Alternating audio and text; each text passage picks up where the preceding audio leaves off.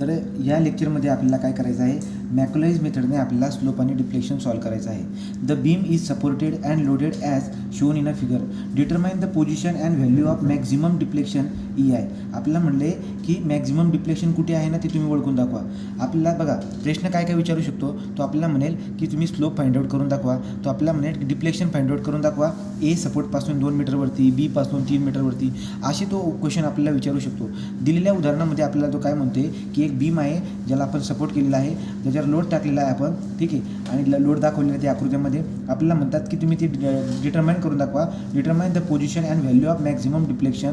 E आयची value पण तुम्हाला दिलेली आहे आणि मॅक्युलाइज मेथड आपल्याला वापरायची आहे. तो आपण याला नाव देऊन देऊ, समजा ए आणि बी, आणि मधल्या पॉईंटला आपण सी आणि डी नाव देऊन टाकू. तर सगळ्यात पहिली जी काही आपली स्टेप असते ती स्टेप आहे आपली. आता सगळ्यात पहिली जी स्टेप आहे ती म्हणजे स्टेप नंबर 1, ती आहे कॅल्क्युलेट रिॲक्शन. आपल्याला आता काढणं आहे ते म्हणजे रिॲक्शन काढणे. तर रिॲक्शन आता आपण काढूया. तर रिॲक्शन काढण्यासाठी आपल्याला माहिती आहे आपल्याला जनरली 2 इक्वेशन वापरायची गरज इथं दिसायला भेटते. एक व्हर्टिकल फोर्सेसची बेरीज इज इक्वल टू 0. तर करूया. मग आता काय होईल बरं का, summation of vertical forces F of Y is equal to 0. याचा अर्थ वरून येणारा जो लोड आहे तो खालच्या रिॲक्शन घेणार. मग रिॲक्शन कोणकोणते आहेत बरं का, आर एला रिॲक्शन आहे इथं आर ए, बीला रिॲक्शन आहे इथं आर बी.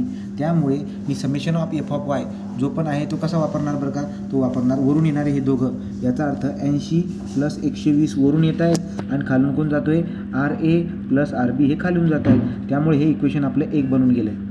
दुसरं इक्वेशन आपल्याकडे काय असतं ते म्हणजे मुवमेंटचं. याचा अर्थ काय झाला बरं का, जे 2 सपोर्ट आहेत त्याच्यापैकी कोणत्या पण एका सपोर्टवर तुम्ही उभे राहू शकतात. जनरली आपण ए सपोर्टवरती उभा राहतो. तर त्यामुळे मी एवर जर उभा राहिलो तर आपण काय बोलणार, movement about summation of movement about A is equal to 0 असं मी बोलून देतो. याचा अर्थ मी एवर उभा राहतो.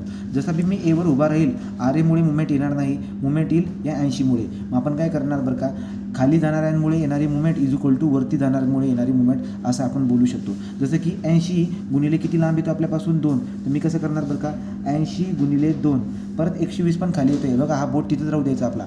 तर काय होईल बरं का, 120 गुणिले हा 4. तर याचा अर्थ काय झाला, प्लस 120 गुणिले 4. तो खाली येणाऱ्यांची मुवमेंट किती होती, 80 गुणिले 2 + 120 गुणिले 4 ही आपली मुवमेंट झाली. परंतु हा जो आर बी आहे हा आर बी वरती जातो आहे, त्यामुळे त्याचं मुवमेंट जी आहे ती वरच्या डायरेक्शनची राहणार. तर मी बोलताना काय बोललो बरं का, खाली जाणाऱ्या फोर्सेसची मुवमेंट इज इक्वल टू वरती जाणाऱ्या फोर्सेसची मुवमेंट. खाली जात होता 80 गुणिले 2 केला, प्लस खाली जात होता 120, तो 120 गुणिले 4 केला. तो 80 गुणिले 2 + 120 गुणिले 4 आणि वरती कोण जातो तो आर बी.